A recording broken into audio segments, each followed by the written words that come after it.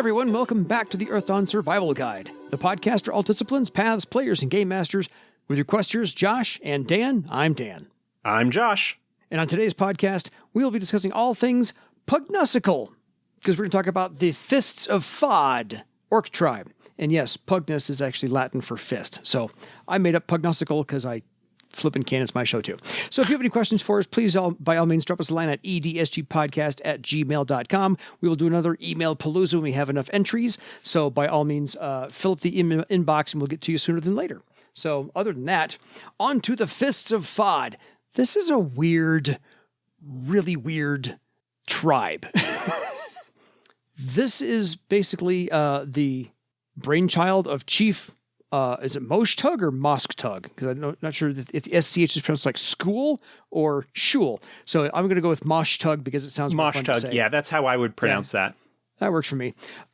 This was submitted by his second son, who also happens to be his nephew. That'll come into play a little bit later. We'll get to that. So things are a little strange to start off with. Anyway, Chief Moschtug claims to be Cara Fahd's first king. As in, this was based upon dubious records of his lineage found on some ancient, air quotes, stone tablets found in the southern ruins when he was on a Gahad trip or whatever the case may be. And because of these silver inscribed stone tablets, apparently there's a lineage on here dating all the way back. And so this points out to him to be the descendant of the ancient king Cathon Grimeye, the last king of Cara Fahd before the fall, and so therefore his lineage goes all the way down to his great-grandfather, only 2 generations ago, therefore proclaiming Chief Moschtug a direct descendant, direct as it may possibly be, to a king. So he thinks this entitles him to be the next king of Cara Fahd, and in the Fists, there are roughly 350 families and 58 cavalry, half horse, half thundra. Nice little details there. Since we've gone in the order of biggest tribes to smallest tribes, this is obviously one of the smallest tribes there is. So he's got a lot of work to do if he wants to make this a big, large tribe.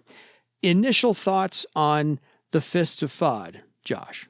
I think part of the reason that this tribe is in this book is because the Fists of Fahd actually appeared originally in Blades. Oh, that would do it. Moschtug and the Fists of Fahd are key players in the adventure Bondbreaker. Now, we haven't talked about the Blades collection. We will be doing that probably in the not-too-distant future. Yeah. But Bondbreaker is the adventure in which the player characters are learning the rank 1 key knowledge, basically learning that they have the Blades of Cara Fahd. Yes. So the adventure revolves around a little bit of political intrigue between Moschtug and the Fists of Fahd and another minor tribe called the Righteous Vipers that I think get mentioned a little bit later in the Cara Fahd book. Yes. We'll do them next. There's like a political alliance that is happening between them when the player characters arrive, and things go south in the course of that, and the player characters get involved. Basically, the reason that they are going down there to deal with them is because the foremost expert from whom they believe they can learn the name of these items is an advisor, I think, to Moschtug. Fair enough. I think that's part of why the Fists of Fahd show up in the Cara Fahd book, is because they have already been established as a small tribe that operates in that area, because the adventure, at least initially, revolves around a community called Copper Cauldron, which is not too far from where Werchaz ends up being founded / Claw Ridge. Yeah. Kind of on the southern edge of the Dolaris Mountains. So I think that's at least part of the reason why they're there. Similar to Zarass and Zarass's chargers that we talked about in our previous Cara Fahd episode, a couple of episodes back. Moschtug is sort of presented as a potential antagonist / blowhard / thorn in the side of Krathis Gron and the attempts to forge Cara Fahd into a nation. Yeah. he is a different sort of hazard than Zarass is. Zarass Yes. A zealot. is a zealot and is not as smart or as good a leader as she believes herself to be, and is also being negatively impacted by the curse of the ruins that she is currently exploring in southern Cara Fahd. Yeah. Moschtug strikes me as a little bit more canny, but also still a bit of a warlord type, and is probably a little bit upset because the land that he sort of considers his has been taken over by much larger forces. And so his military ability, his tribe's fighting ability is not particularly relevant anymore. Yeah. Because of the presence of the Broken Fang and the Metal Fist and some of the other larger tribes that came along as well. Yeah. That's the general gist. That's the impression that I get of Moschtug. He was kind of a big fish before, but then the arrival of Krathis Gron with all of the orcs following her and the larger tribes and whatnot that have sort of come in and taken everything over have kind of annoyed and upset him. Yeah. And so he strikes me as cunning enough to know that he can't fight his way out of this or fight his way into a position of authority, but wants more respect than I think the other tribes are willing to give him because of the size of his tribe and whatnot. Yeah. That he is suddenly finding himself in a much bigger pond than he was before, and he's not happy about it. Well, yeah, and he also strikes me as one of those who suffers from delusions of grandeur. Because he found these stone tablets, which the sidebar leading up to this essay, written by Moschtug, because it befits his station now as a king, these silver these stone tablets written in silver clearly were artificially weathered and therefore fakes, and so he's inflated himself to be this self-important person. He rightfully therefore is the king.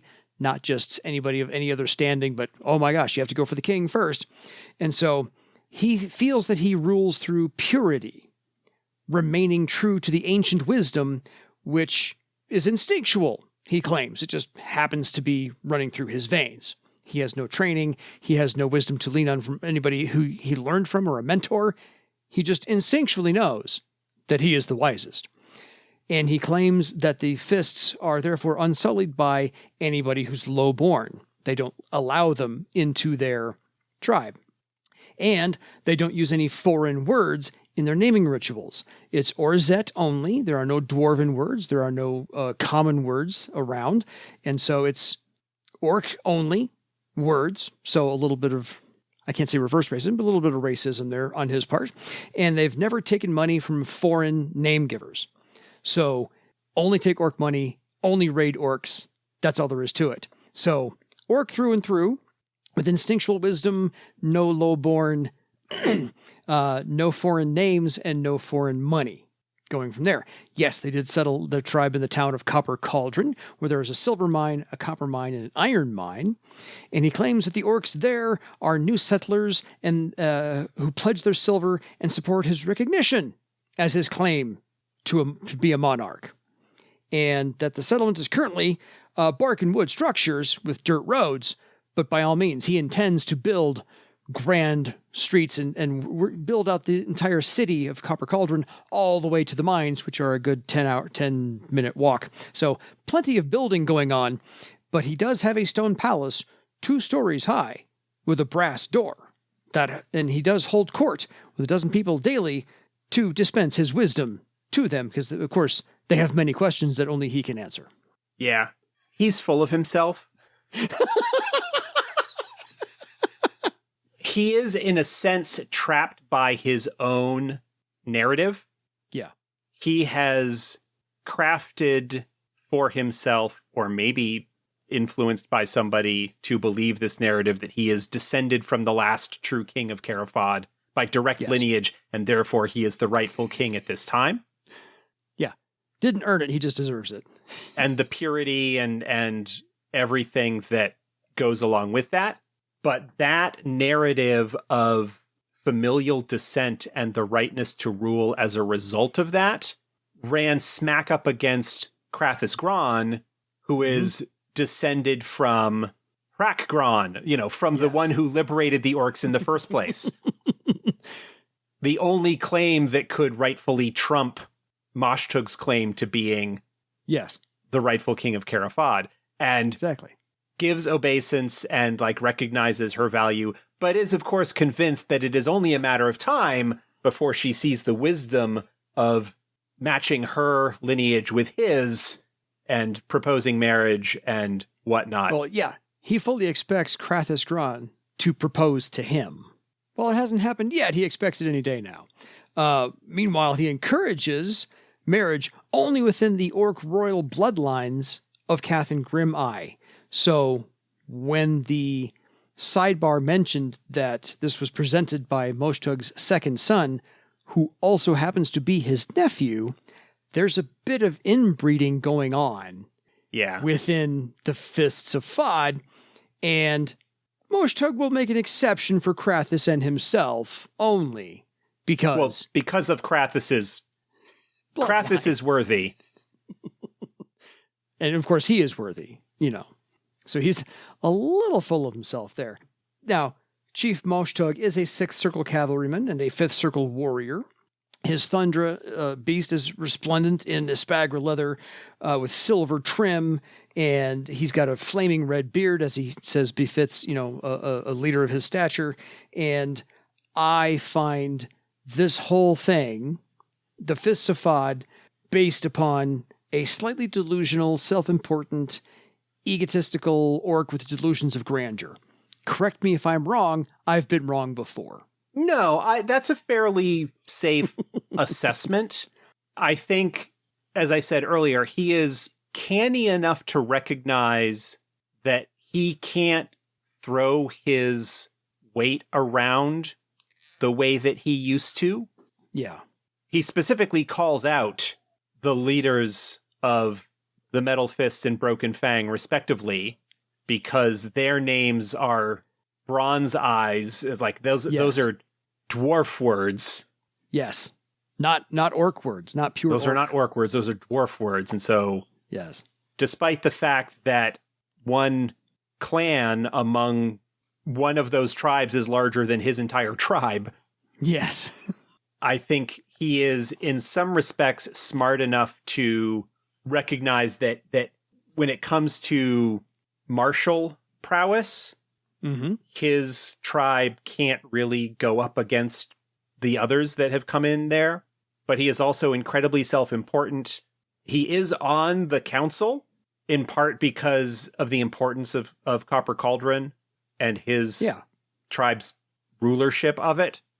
But he strikes me as someone who is in some respects out of his depth and may not completely recognize it. Maybe recognizes it in some respects, but not in others. Probably dresses rather ostentatiously. And by that, I mean trying to be very Cara Fahd orc, but also being very fancy and I am the rightful king. And so blinged out in a sense as best he can be. And probably because of his self-importance and his ego, has many of the other members of the council rolling their eyes behind his back. Maybe not disrespecting him to his face because of the problems that would likely cause, but generally not thinking very highly of him. Yes. It doesn't really get into or at least I haven't reviewed it if there is anything. Of what the politics of the council are like. But I get the sense that Moschtug is, while cunning in some respects, is probably not as smart or as wise as he thinks he is. Yeah. And so is potentially able to be manipulated a lot more easily than he might think he would be. I think it would be very easy to get him to do something if you could convince him it was his own idea. Yeah, probably. Oh, yes, that idea is fantastic. Brilliant. I don't see him as a danger in the same way that Zarass is, but he is probably a thorn in the side of the council in the sense of... understand things. maybe that he doesn't completely understand what's trying to be done, is too full of himself, tries to make himself the center of attention. Mm-hmm. He strikes me as someone who constantly needs his ego stroked, and just generally someone that is annoying to deal with and a pain in the butt, but happens to be in a strategically important position, so they kind of have to deal with him. Yeah. But he doesn't actually have a whole lot in the way of power. No, I mean, his tribe basically controls Copper Cauldron, where the mines are, so this is where they mine the materials that make the coins. And so he's mentioned that his followers are basically knee-deep in money that they don't need to be knee-deep in, so it's one of those bonuses for them that, yeah, we're all rich because we mine what we use for coins, but I love the fact that this is all about the tribes of Cara Fahd, and there's like 2 sentences in here about the rest of the tribe, 350 families, 58 cavalry, half horse, half tundra, but the rest of the diatribe in here is all about him. Well, it's not 350 families, it's 350 people. Our families of 350. 50. Yes. This is a small... itty bitty. This is a neighborhood. It's amusing because his entry, his descriptions are written with the same kind of bravado that you have at the beginning of the Broken Fang and the Metal Fist tribes. Yes. But the numbers are just ridiculous by comparison. Absolutely. Instead of 8,000 strong. He is talking about himself and his tribe as if they are as great as, in fact, they're greater than the Metal Fist. And the Broken Fang. Broken Fang. Our 400 people will rise and ascend to the highest places of Cara Fahd. Yeah, sure they will. There's a little bit of sort of a comedy aspect to it. Mind here, yeah. Mm-hmm. That certainly could be drawn here. I don't see that he is necessarily someone who is going to really play a significant role himself in anything that would happen in Cara Fahd, except in how he might be manipulated as a result of his ego into doing something stupid. Fair. I mean, if you need a physical, but don't make fun of him to his face, because he is a 6th circle cavalryman and a 5th circle warrior. He can bring some whoop ass to you. Yeah. So if you're going to do something around the mines, if you're going to have an adventure that maybe goes into the mine or has to take from the mines, be aware that he is an oppositional force on his own. And then, of course, you get to make some minions of him because he's got 58 cavalry, so there's nothing to sneeze at either. So he's got some oomph he can bring and some opposition to bring if you've got plans to go into Copper Cauldron, because it's just north of the river. And so it's still, I can't say on the mainland, but it's just north of the river that separates Cara Fahd from everything else. So it's got potential to be, don't have to cross the river to get there, maybe. But, it's one of those things. But I do see Josh's point. There's some comedic effect you could run with this if you're going to try and manipulate him or have him as an NPC you have to deal with for your party. But clearly, the ego is here because most of this essay is about himself and not about his tribe. Take that for what you will. I see 2 ways that you could sort of bring him in. You could bring him in as sort of a comic relief, comic foil, clearly a ridiculous individual who thinks more highly of himself than he probably ought, and who is now a little bit out of his depth in the new situation in Cara Fahd, and probably doesn't fully recognize that because he's too high on his own supply and the narrative that he has told himself about his significance and importance. Yeah. And so you could either play him as kind of a comedic, pathetic, laughing stock of an individual, or you could play it a little bit darker where he's still an idiot. Yeah. Still an egotistical, a little fish trying to be a much bigger fish than he actually is, that could cause potential problems, even if they're not nation-shattering problems. Yep. He could still cause some damage. He could still cause some problems. He could still be someone that is manipulated into doing something that could cause problems for others. Yes. So I found it nice to bring up the Fists of Fahd. I was unaware that they were in Blades. We hadn't gotten to that adventure exactly yet. So I think you're right that because they were mentioned in Blades, they got slightly more fleshed out in the Nation of Cara Fahd book in order to backfill or supplement the information in the Blades adventure, just in case you happen to have both. So, interesting little band here. And I like the disparate pictures we're getting of the orc clans, the orc tribes in Cara Fahd. They are a nice rounded out mixture of personalities and motivations, and especially the leaders. The last two have just been real pieces of work. Yeah, absolutely. So very strong characters to use. So by all means, if you're going to use the Fists of Cara Fahd and you got to use Moschtug here, we've laid out exactly how to do so. I think the best way into using this is to go for the mine, because that is the center of their universe of what they provide for the nation. And because it does deal with physical goods, silver, copper, and iron, then that might be a good spot for a weaponsmith to need materials, or if you need to go steal something for somebody else, like a wizard, I don't know, acquire some goods. Yeah, a threat of some sort to Copper Cauldron would be something that would be a problem for Cara Fahd as a nation because of its strategic importance. Yes. So a threat to that community would end up needing to deal with Moschtug in some capacity, and his presence and personality and temperament would make an interesting thing for player characters to try and navigate around while they were trying to deal with the problem, presumably at the behest of Krathis Gron, and needing to kind of navigate that situation without offending Moschtug, and also trying to prevent him from making things worse or causing additional problems as they try and sort it out. That's probably like the most interesting scenario for a group to deal with him. Agreed. Any further thoughts on the Fists of Cara Fahd and or how they deal in Blades? No, I'm not going to talk about how they show up in Blades at all, because we can talk about that when we get to that collection. Gotcha. Like I said, their presence here in the Cara Fahd book is probably because of their appearance in Blades.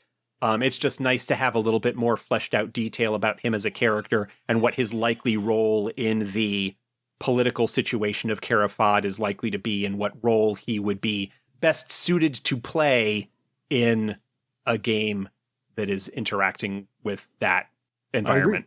Yeah.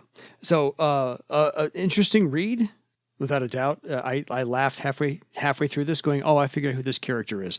Like I said, he's a blowhard with delusions of grandeur, and I read everything twice to go back and highlight it. The more I read it, I was just like, "Yep, I know exactly how to play this guy."